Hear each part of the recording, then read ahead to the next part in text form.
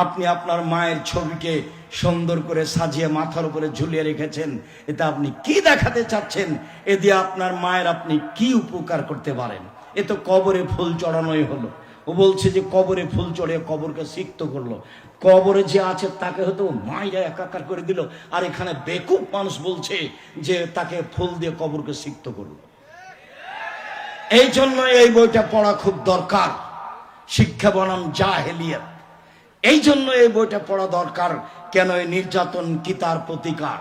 এটা শিক্ষা নয়, এটাই জাহেলিয়াত। ঠাকুরের গান যদি আমার মুসলিম ছেলে মেয়ের মুখে চলে, তাহলে শিক্ষিতকে এরাই জাহেল, এরাই মূর্খ। আমার জানা নাই বাংলাদেশে কে শিক্ষা অর্জন করে জাতির কল্যাণ চায়, কে আসলে শিক্ষা অর্জন করে জাতির পরকাল চায়। এমন ছেলে কে নিয়ে জন্ম নিয়েছে, এমন বাপ কে যার ছেলেকে